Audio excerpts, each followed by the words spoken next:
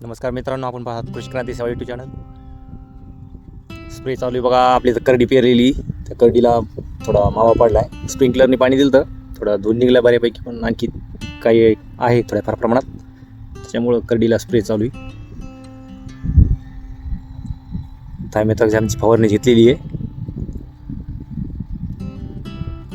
बघूया आता काय होतंय, कसं आवरेज राहतं. यावर्षी पहिल्यांदाच करडी पेरली.